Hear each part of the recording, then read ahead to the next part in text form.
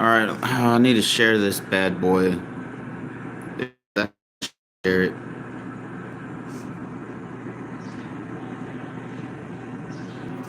Alright, we're back connected.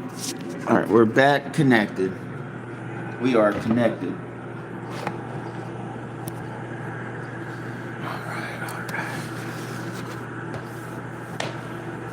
Alright, chapter. We're on chapter 3, ladies and germs.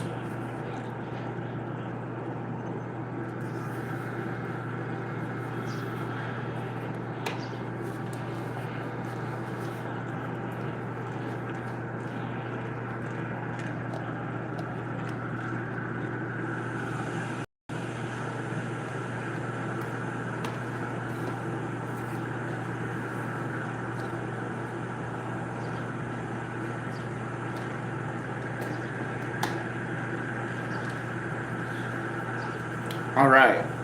ICP had a wrestling addiction they couldn't quit, and Violent J was offered a big fix when he answered a call from Rudy of NAW, Rude Boy fame. He asked Jay if he wanted to wrestle on a real card for a real promoter. Rudy had gotten work helping local promoter Malcolm Monroe put together his shows, setting up chairs and whatnot. Jay had been helping out with chairs and flyer distribution after Rudy asked. But the two had an ulterior motive for staying close to the two had an The two had an ulterior motive for staying close to the promotion. Eventually, given a snowstorm, flu, or old school bender, wrestlers were bound to miss shows here and there. Maybe if Malcolm was desperate enough, he asked Rudy and Jade to get in the ring.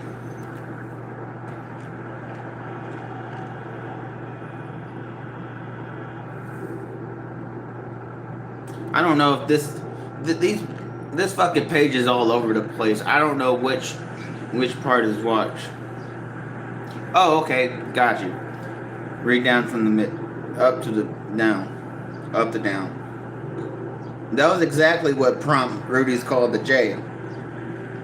Didn't take him long to snatch up the opportunity, and Jay found himself in the locker room at Azteca Hall on Verner Avenue in Southwest Detroit. At age 19, for the first time in his life, he stood among professional wrestlers. Officially a contemporary. He'd be paid to wrestle in front of a paying audience of strangers.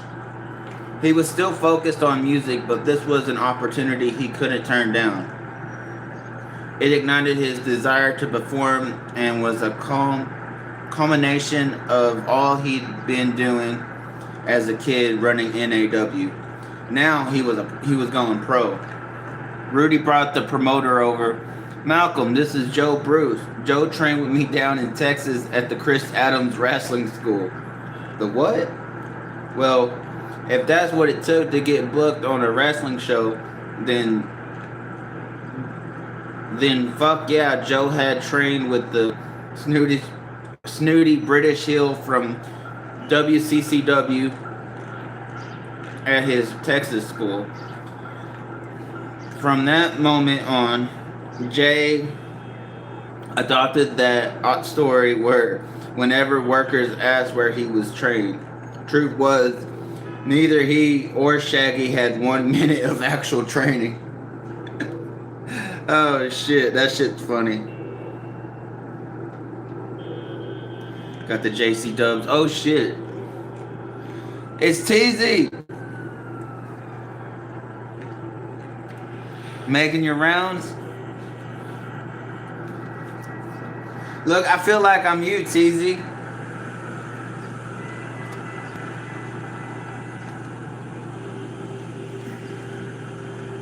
I feel just like TZ.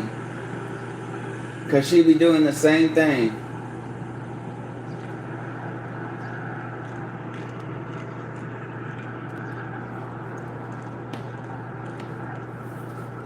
All right.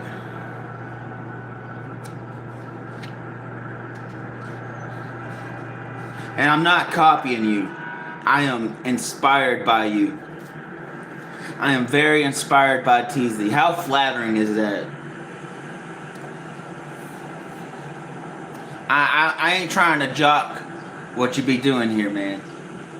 I'm just want to put that out there. We could have gone to school and trained, Jay says. But I was like, man, I'll just lie. We didn't have the money to go to school. He told the other wrestlers in the dressing room the same story, and no one seemed to balk. That dressing room proved to be unexpectedly depressing sight. Despite Jay being stoked about wrestling on the same I need to use this. I gotta use this little USB flash drive that's in the shape of a JCW belt. I don't even remember getting it. Shit. About to idle out. Okay, I already said that. The environment back... Wait, hold up. Despite Jay being stoked about wrestling on the same card as Bobo Brazil versus the Sheik in the main event. Damn, I keep on fucking thinking that that's like a fucking comment. It's just a fucking statement. Anyways, the environment backstage, as much as Azteca Hall could have been one, was solemn. Wrestlers were old back then, Jay says. It's not just that I was young. I mean, they were gray with fat bellies. That's my favorite, not my favorite. That's my best impersonation of Jay right there, y'all. Those veteran wrestlers of the time were steeped in a tradition that not just anyone could walk in the door, get a little training, and call themselves a wrestler.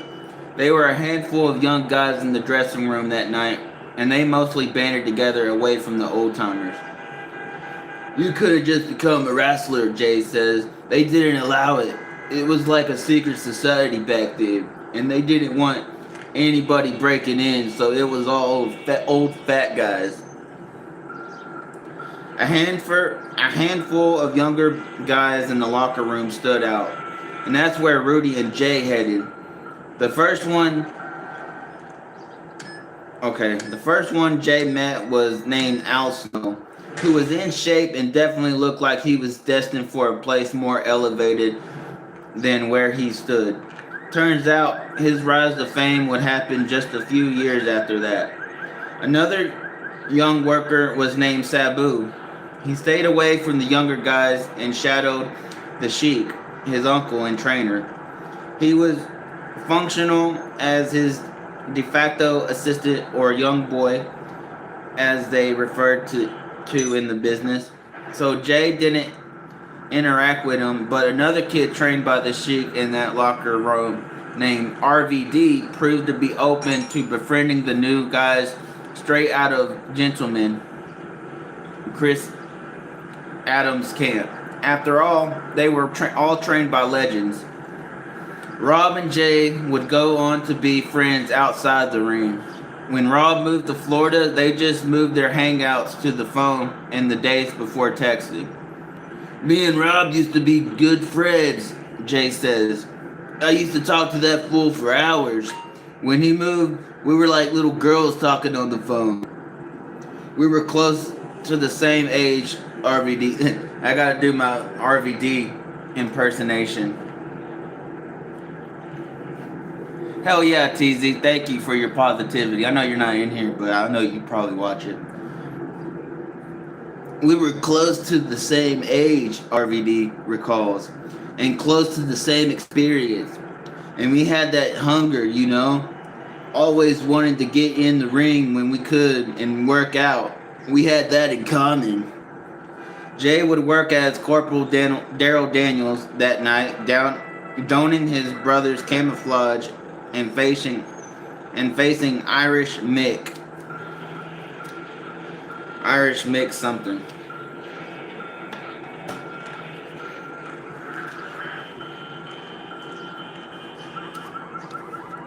Yeah, you're right. Absolutely.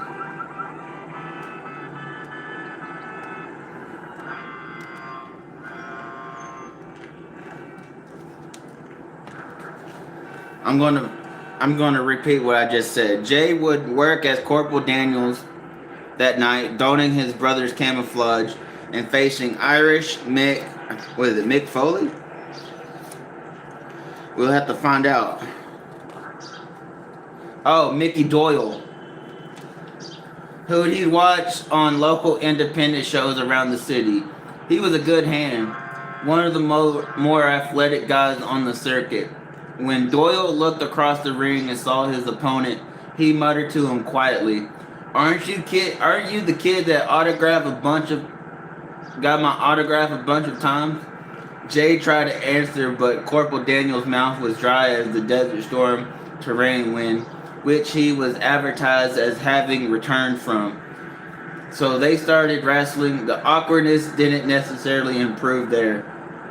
Any competitive wrestling match needed both workers to use some offense at varying times in the match.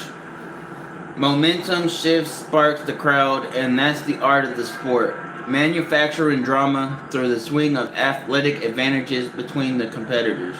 If only one combatant is dishing out the offense, it's not a match, it's a squash, which deadens the crowd.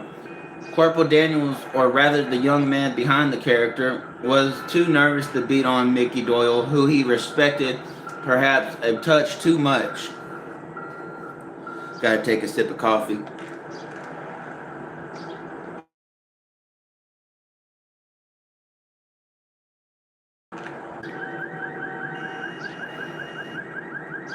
In the ring, Doyle was calling for it.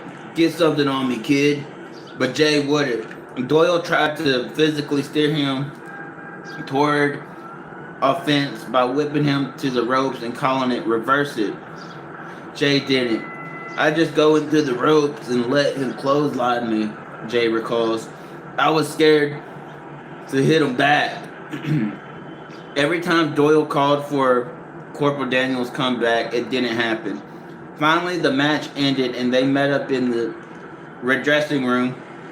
Doyle complimented Jay's ability to take bumps, but was concerned about his lack of offense. You didn't get nothing in, man, he said. Jay had to think pretty fast for a response. He couldn't blurt out that he was scared shitless, or that his time under technical wrestler Chris Adams was about as real as Cindy Crawford being a Corporal Daryl Daniels rat and blowing him after the show. I can't hear, Jay blurted out. Deafness, reasonable explanation. I got a hearing problem. I didn't know what you were saying.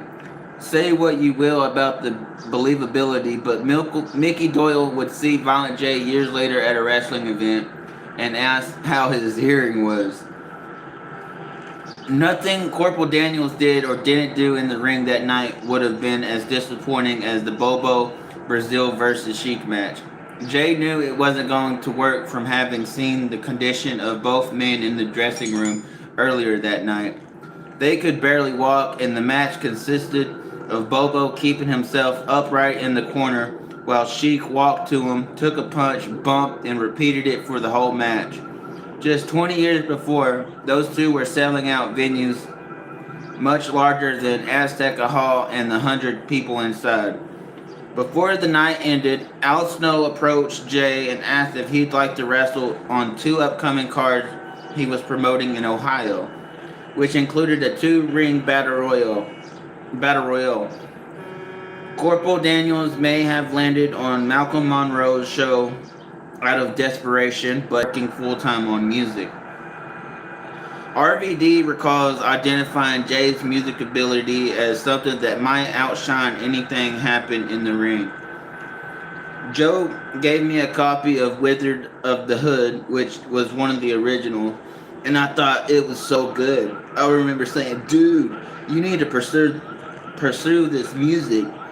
I thought that he stood out more there in the ring.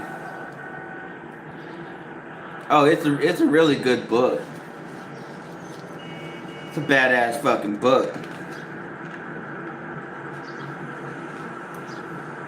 Little pause. If y'all can like, comment, and subscribe if you haven't already subscribed. Make sure you like the comments and fucking and just, you know what I mean, help get the algorithm out.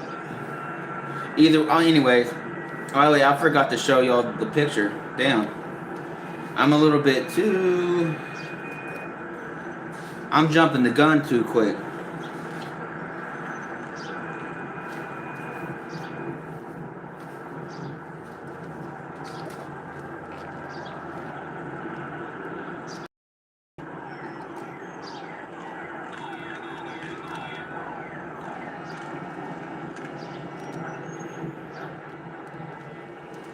Kind of wish my mom would have brought this book to the hospital.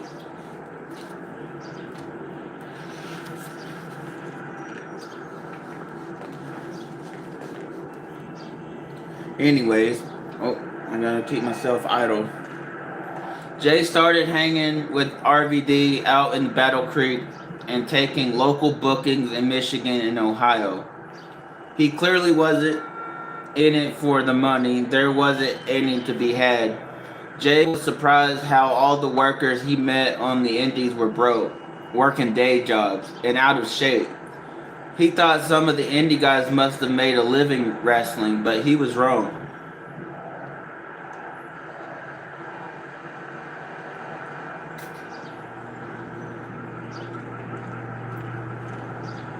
TZ back in the house.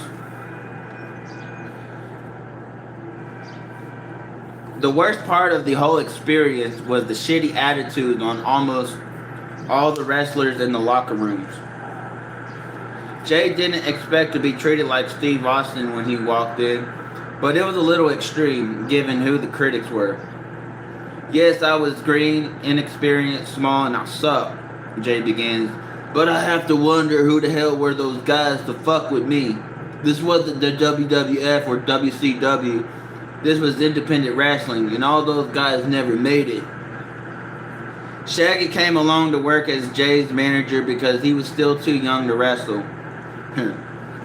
In my best in Shaggy impersonation, I was skinny as a fucking pole, he says. From wrestlers looking at me from the boys, there's no way that they would have let me wrestle. Know what I'm saying? I had to add that in there. It would have been like wrestling a child, but for some odd reason, they didn't mind me managing because I just put on all kinds of stupid gimmicks like a silly hat, sunglasses, flashy jacket, or whatever. You know what I'm saying? While Shaggy enjoyed being in the ring, he hated the toxic backstage environment and couldn't even sit there. Oh shit. He watched the show from the stands until it was his turn to go manage Jay. They were still recording music, trying to make ICP go. Wrestling was just for fun, and who needed the attitudes of the old fat broke dudes in the locker room? Jay's in-ring education was still an ongoing process. During a match with Scott "The Rock" Peterson, not to be confused with Dwayne Johnson, Peterson put Jay in an armbar and squeezed his fist, a clandestine signal for a reversal of the hold.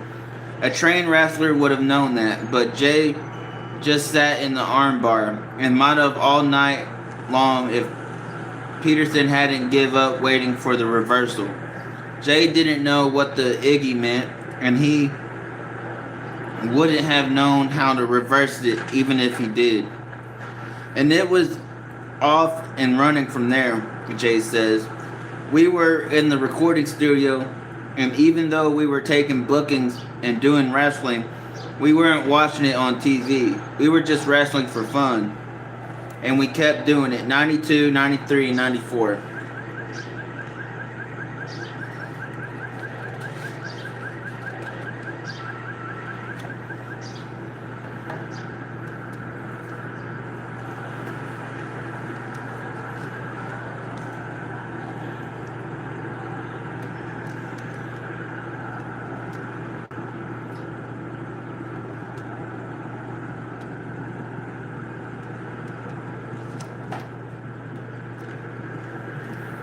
right?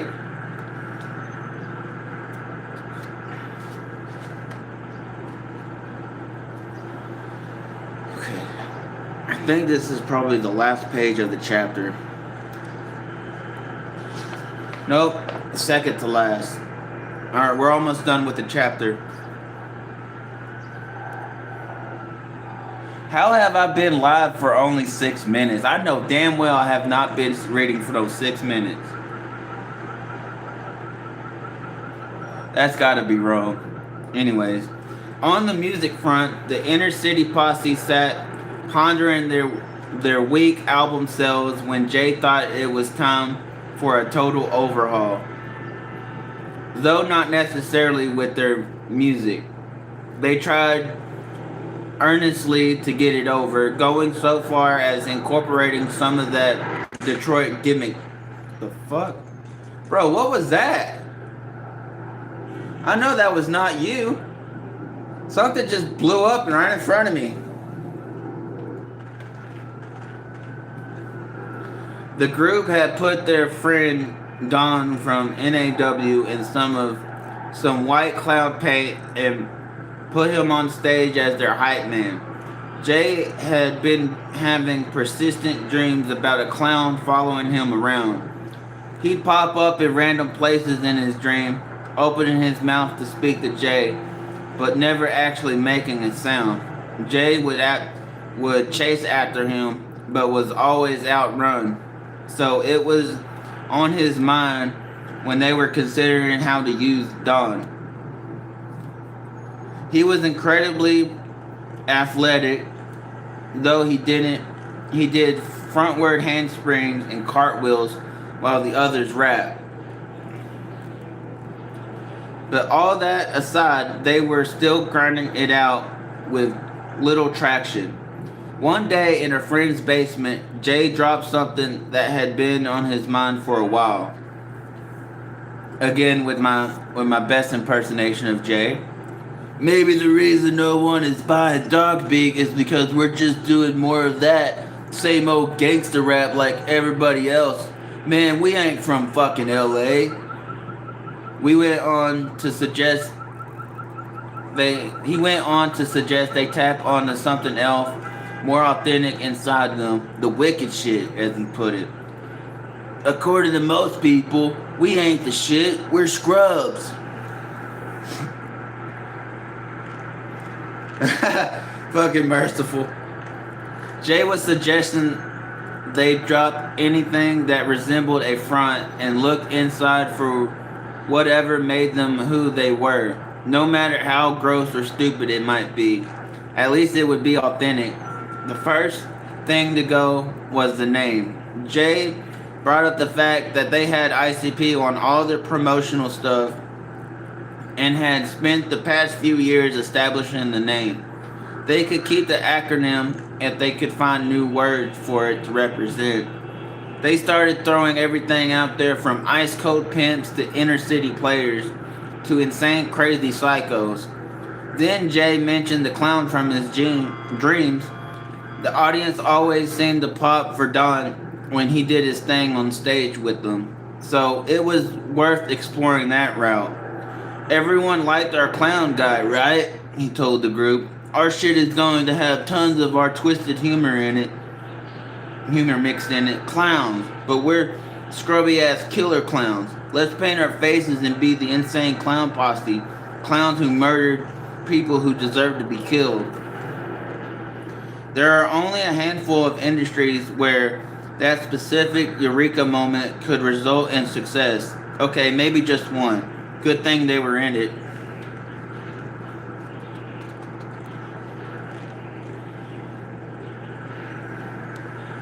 Alright, almost done. Alright, almost done with this chapter.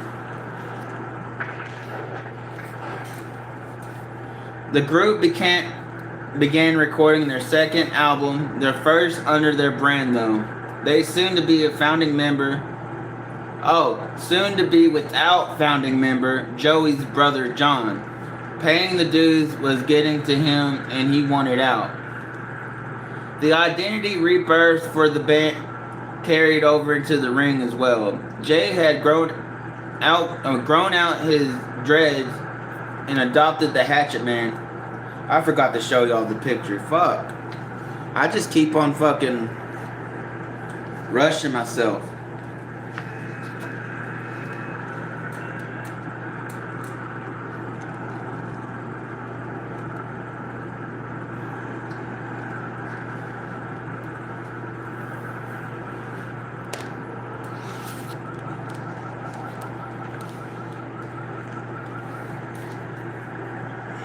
The identity rebirth for the band carried over to the ring as well. Jay had grown out his dreads and adopted the Hatchet Man icon from their Psychopathic Records label, which they had launched at the time as well.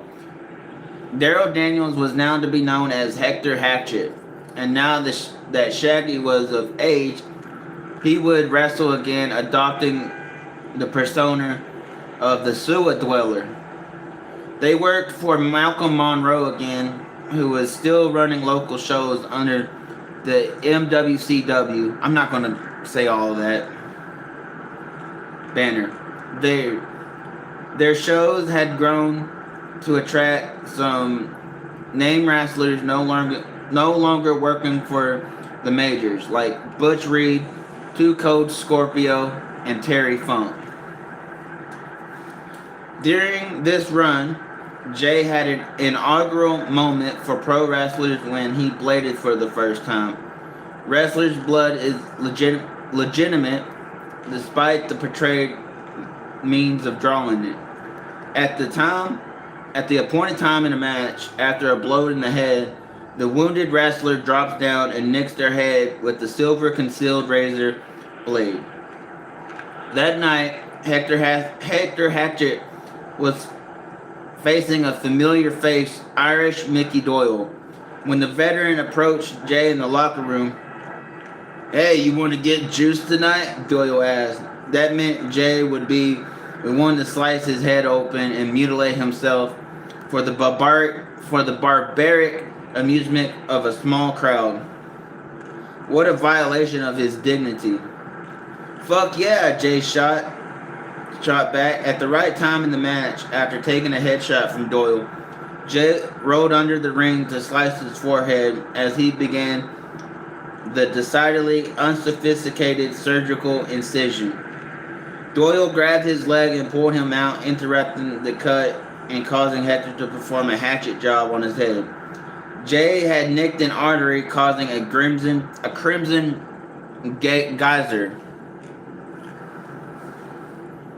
I remember standing there looking, and I could see the stream of shooting down out of my forehead, he says. And with that, Joe had hurdled yet another initiation into the business. Whatever pride he felt revealing his spurting mask to the crowd was likely dampened when he overheard a kid in the front row. "That's so fucking fake." Jay's gig was anything but that, and when he got back to the dressing room, he was stitched up. That didn't prevent the wound from opening up later that night when he was back home with his girlfriend, showering her in the bed like a scene worthy of Stephen King. Jay kept looking for openings on the indie circuit. The first time Jay wrestled to promoter and wrestling hotline innovator Coach Kurt Schneider, he was posed with the proposition and a name change. "You still rapping?" the promoter asked him. He said he was. So Coach Kirk shared his idea. "What do you think about us calling you Bazooka Joe Rap?" That was shot down the second it came out of Kirk's mouth. All right.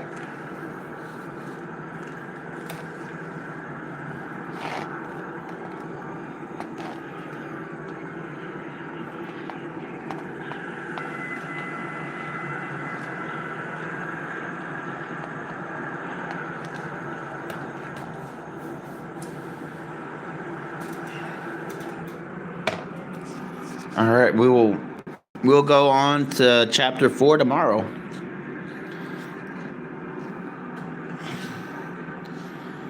right, y'all. Thank y'all so much. Thank you for the like. And if you watch this again, make sure you like, comment, and subscribe.